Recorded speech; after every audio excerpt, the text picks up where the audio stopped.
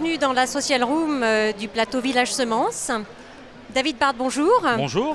Vous êtes directeur général de la Chambre d'agriculture de Saône-et-Loire. Oui. Et j'aurais quelques questions à vous poser, à vrai dire 2 questions. Oui. Alors, je vais essayer d'y répondre. Je vous remercie. Donc aujourd'hui, les agriculteurs sont dans un maelstrom, confrontés à une mondialisation avec des nouveaux entrants sur le marché de l'agriculture, une relation difficile avec les distributeurs, des défis climatiques et une nécessité de préserver les ressources naturelles, des consommateurs également de plus en plus exigeants.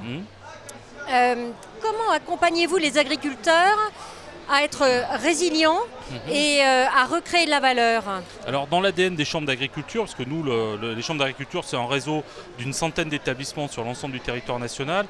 Nous, notre métier, c'est d'accompagner au quotidien la performance technico-économique, d'apporter du conseil aux agriculteurs.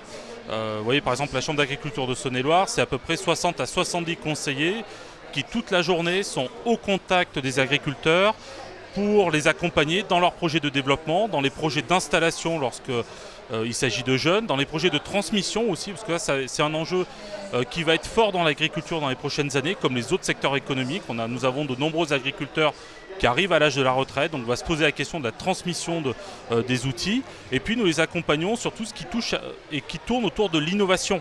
L'agriculture a toujours su se réinventer, a toujours su utiliser au mieux les nouveautés, les innovations technologiques pour chercher de la performance et de la compétitivité, comme vous l'avez dit, sur un marché qui est très concurrentiel et sur un marché qui aujourd'hui est mondial. Je vous remercie. Alors justement, le numérique, les données, est-ce que c'est un facteur pour redonner confiance in fine à nous consommateurs et également aux agriculteurs, aux producteurs, et comment vous les accompagnez de façon un peu plus concrète à valoriser leurs données?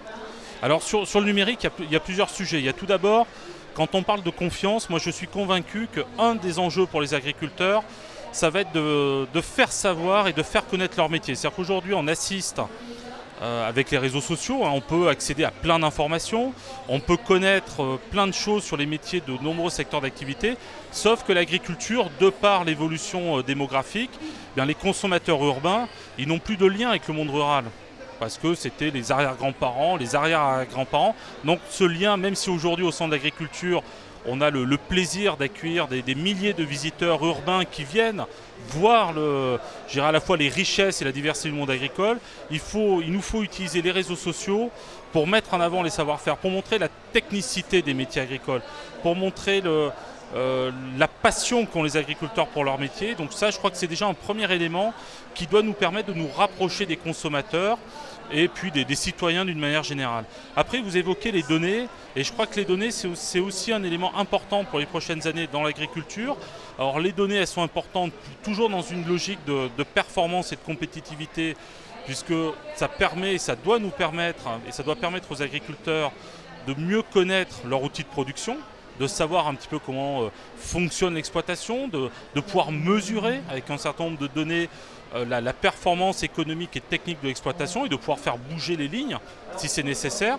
Et puis je pense que vis-à-vis du consommateur, c'est aussi demain un enjeu parce qu'il va falloir être capable de pousser les données produites dans l'exploitation dans les rayons des magasins.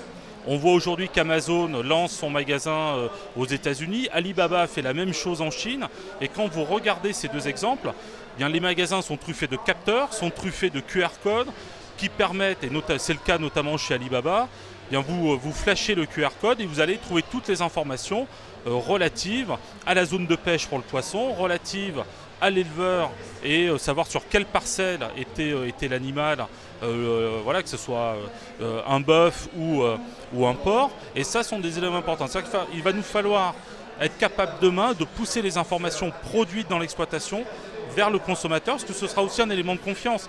La confiance chez le consommateur, alors il y a les labels, il y a de la traçabilité, il y a des enjeux forts en termes de sécurité alimentaire, et puis il y a aussi des choses qu'on perçoit moins. Enfin, on le disait en préparant cette séquence, qu'est-ce qui fait que nous attachons de la confiance à une marque? Il y a beaucoup d'éléments immatériels, et il faudra que demain, je pense, les agriculteurs poussent des informations vers le consommateur pour rassurer le consommateur. Le circuit court, Il y a des choses qui existent en matière de circuit court, mais demain, si dans mon magasin, en flashant le QR code sur la barquette de viande que je veux acheter, je vais voir la photo de l'éleveur, je vais voir la parcelle sur laquelle était l'animal, ou en matière de viticulture, la parcelle sur laquelle a été produite la bouteille, eh bien je pense que ça va rassurer le consommateur. Et c'est là où les données que nous collectons, enfin que collectent aujourd'hui les agriculteurs, vont trouver tout leur sens à la fois dans la performance économique de l'entreprise agricole, mais aussi dans la relation au consommateur, qui pourra ainsi trouver plein d'informations sur l'acte de production. David Barthes, je vous remercie. Merci à vous. Je vous en prie.